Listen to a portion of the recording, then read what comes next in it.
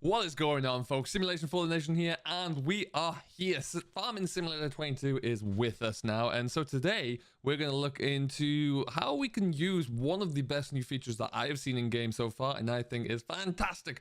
We're going to have a quick look through how to enable it, what the different modes are, and how we can actually fully use manual transmission. So how we can change gears with either your keyboard, with your controllers, or automatically as well. We're going to get right on into that now, so let's get this all wrapped up and ready to roll.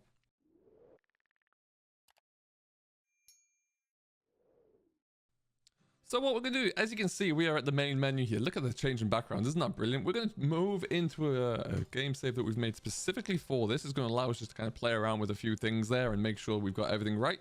So we're going to load ourselves on in. We've got 3 different vehicles on this map because it's going to be very important to look at those different options because different tractors or different lorries and vehicles have different settings depending upon the gearbox in them. So for example there, you're going to have a fully manual, you're going to have a CVT, and then a kind of a split range. So we're going to have a look into all of those. But before we do that, we need to make sure that everything is enabled.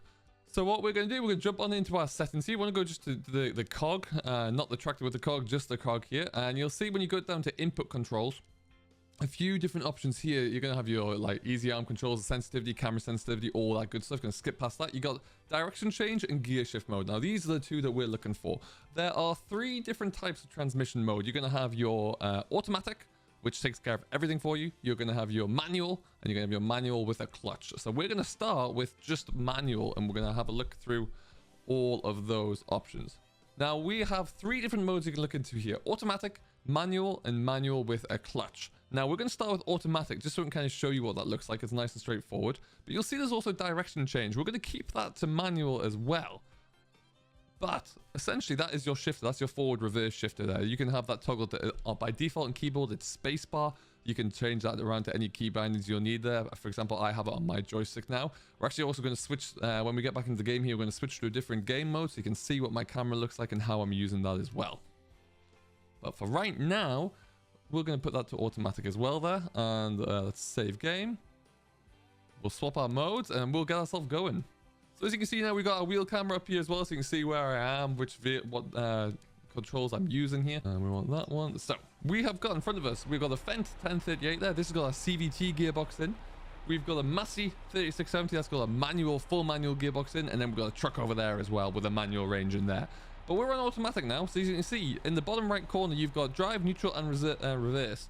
I have my steering wheel set up, as you can see here. I have my pedals under the desk, so I'm just going to press throttle.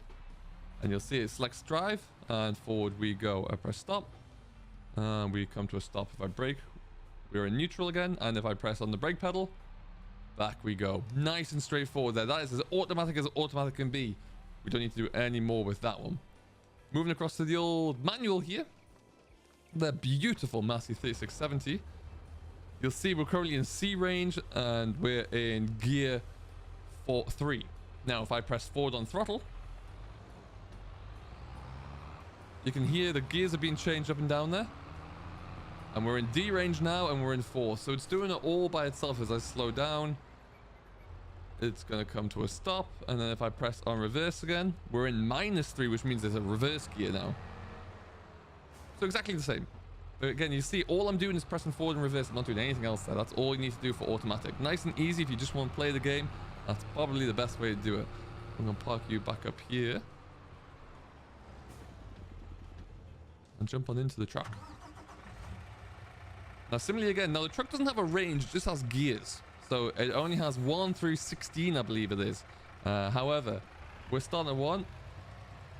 You can hear it's jumping up through the gears and big chunks there because it doesn't need to go through all the gears there. It just needs those smaller gears for when you're pulling the heavy load. But again, as you can see, no problem there. I come down to reverse. Now you've got 4 reverse speeds as well on this truck. So nice and straightforward again. But yeah, you'll see, nice and easy. I'm not having to do anything. I'm not having to change the shuttle at all. Let's make this a little bit more challenging, shall we? Let's park this back up again. And then we'll add on a forward and reverse.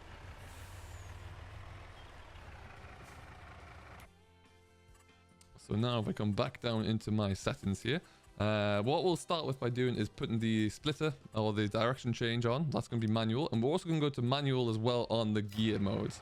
So now you'll see For me, like I say, I use this joystick and I have my configured buttons here for everything to do with gears. However, if you're using the keyboard, it will be space to control your forward and reverse.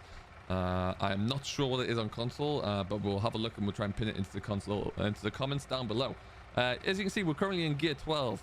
Now, if I change, press the button there, we've gone into reverse and we're in reverse 1. So when I press the throttle, I don't go forward anymore. I'm in reverse, so I go backwards. And again, if I put it into forward, I'm in 12th. If I press throttle, I go forward again. Nice and straightforward. So that is very much how you can choose your gears.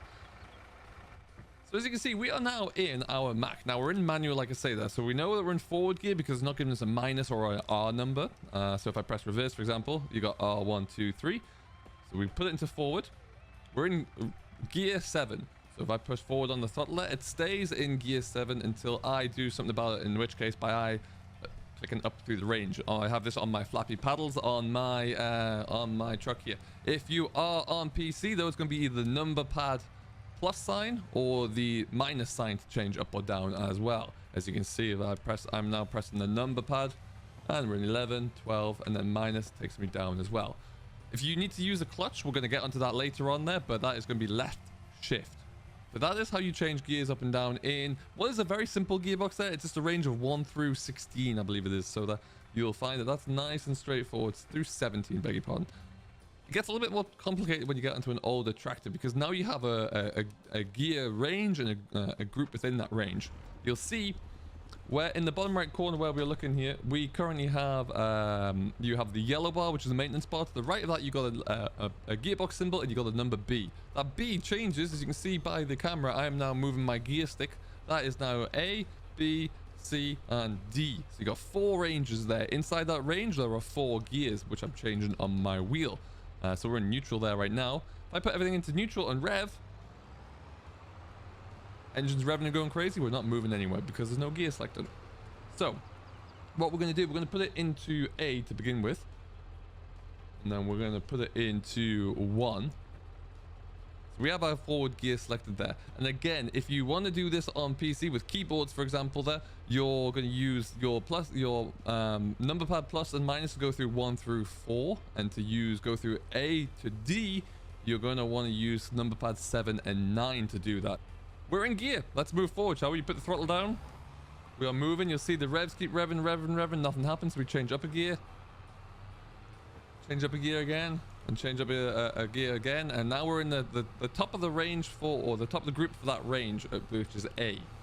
We need to change out of A, so we're going to go into B. And into C. And into D. Nice and easy there, and it's all being changed through. Now when you're pulling the load, obviously going up and down the hills, you're going to have to be a lot more sharp on your gears because it's really going to matter. It's going to make a big difference how that reacts. But as you can see, it's nice and straightforward. Once you get into the hang of changing through them all, it is very, very easy indeed.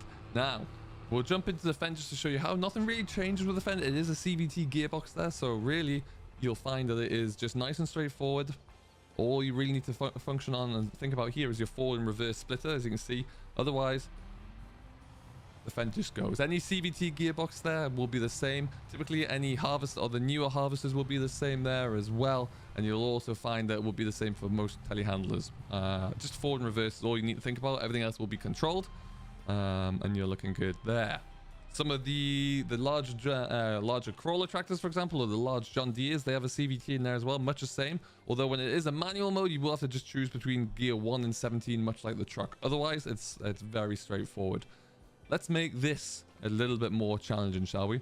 Let's go back into our settings, and we're going to add in a manual with clutch. So now, this is going to be easier, I would say, if you have a pedals and steering wheel. If you don't, you'll need to be very useful with your left shift. Now as you can see, engine's not going to start because it's there's a gear selected and the clutch is not engaged. So let's engage the clutch.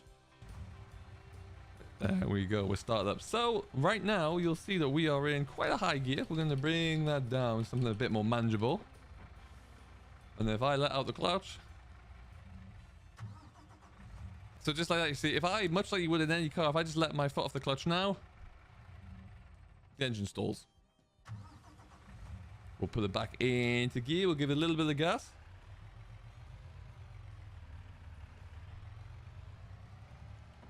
And then to change up a gear again, I have to use my clutch just to put the clutch in like you would in any vehicle in real life. I'm going to skip up a few gears there because we don't need to take them all in this. There you go. And we're away. Nice and easy there. You just got to make sure that you time it as you would in any real vehicle there. Makes it a little bit easier. Again, trucks are pretty easy to drive, so it's all about just making sure you get that timing in there, really. Now what we're going to do is this loop it around here. Let's just get down there. Now crucially as well, what's interesting is at the moment you don't need to put the clutch in to change forward or reverse. I'm driving along here. If I just press my reverse button, it sticks it straight into reverse there, which is fun.